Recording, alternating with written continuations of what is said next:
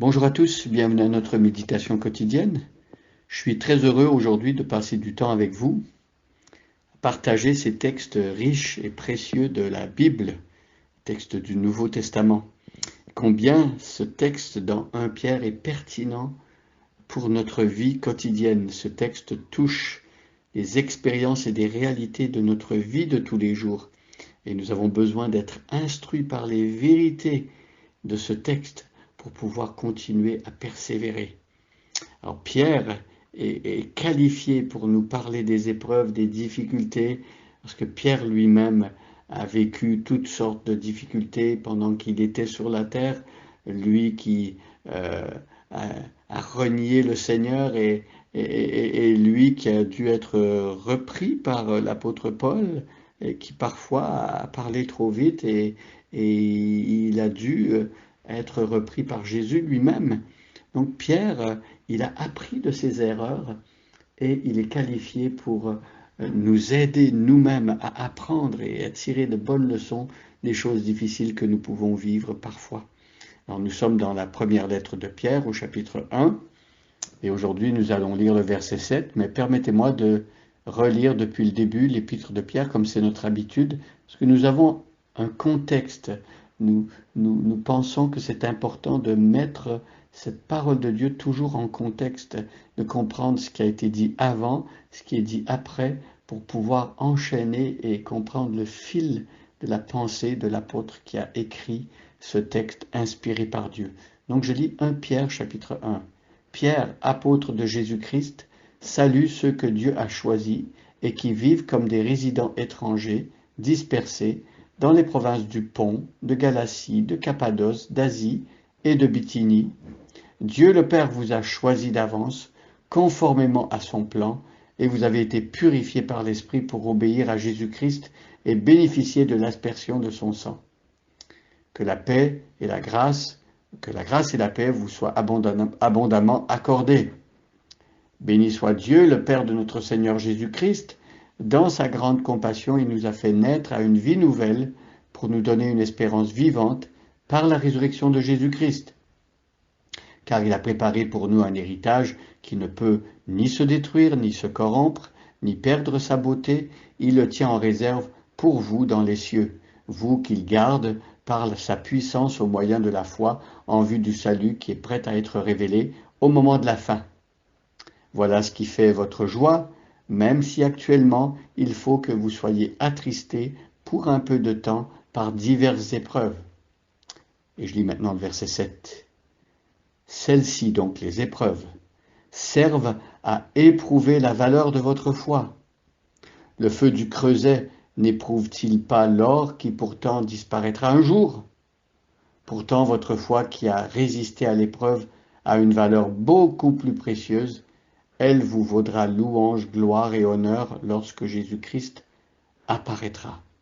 Alors ici, l'apôtre Pierre nous explique la valeur de l'épreuve dans la vie du croyant. Parfois, on pourrait s'imaginer que ça ne sert à rien l'épreuve. Pourquoi Dieu permet que les épreuves entrent dans nos vies et nous touchent, nous atteignent? Eh bien ici, l'apôtre Pierre est en train de nous expliquer combien sont précieuses les épreuves. Bien sûr, nous ne sommes pas des masochistes, nous ne courons pas après l'épreuve. L'épreuve vient naturellement sur la terre dans nos vies parce que nous vivons dans un monde déchu, comme un jouet cassé. On en a parlé souvent déjà auparavant. Et donc, le croyant qui vit dans ce contexte va vivre toutes sortes d'épreuves. Aussi, parfois, l'épreuve arrive aussi parce que nous sommes croyants et parce que nos valeurs sont différentes de celles du monde et donc nous sommes comme en opposition. On peut subir des moqueries, des gens peuvent s'opposer à nous parce que nous ne vivons pas comme eux aimeraient qu'on vive et parfois simplement les gens vont trouver que notre seule présence peut les accuser et c'est bien involontaire d'une certaine manière parce que nous ne voulons pas accuser les gens autour de nous, nous ne voulons pas qu'ils se sentent mal, mais parfois le simple fait de vivre d'une certaine manière, ça, c'est comme une lumière qui plombe sur quelque chose qui est sale et qui met en évidence la saleté ou la poussière. Donc, vous voyez, il y a toutes sortes de raisons qui font qu'un croyant sur la terre peut vivre des épreuves. Mais ici, au verset 7, l'apôtre Pierre nous dit que les épreuves servent à éprouver la valeur de notre foi. Une personne qui n'a pas une foi fondée en Jésus-Christ, dès que l'épreuve arrive, cette personne va abandonner.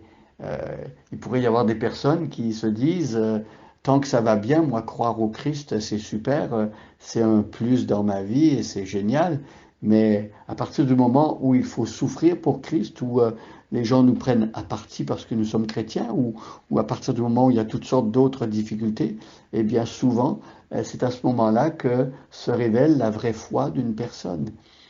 Une foi pour être solide, une vraie foi pour devenir mature, elle doit être éprouvée. Et c'est l'épreuve qui fait cela dans notre vie.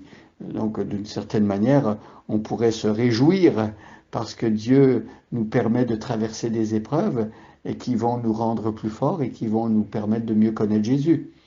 Alors ici, l'image que l'apôtre Pierre emploie, c'est l'image du feu du creuset.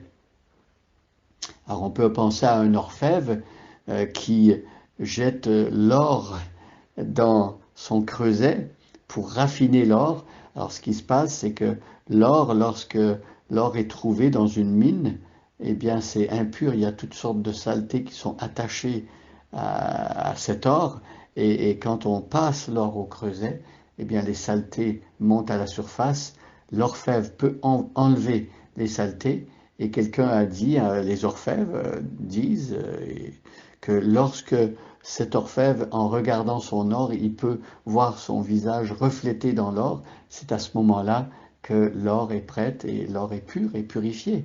On pourrait dire que quand Jésus peut voir son visage dans notre vie, en regardant notre vie, eh bien, notre foi a été purifiée également. Et donc, il y a une belle image pour nous. La foi doit être purifiée, elle doit être mise au test, elle doit révéler les imperfections pour que Dieu les enlève dans notre vie. Et lorsque nous apparaîtrons dans la présence de Dieu, eh bien, le fait que Dieu ait purifié notre foi, que Dieu nous ait fait triompher de l'épreuve, ça va nous valoir louange, gloire et honneur. Nous allons nous réjouir, nous allons remercier Dieu, nous allons attribuer à Jésus-Christ tout le mérite qu'il mérite et qu'il a de plein droit parce qu'il est celui qui produit tout cela en nous. Bonne journée à chacun et à chacune et soyez bénis.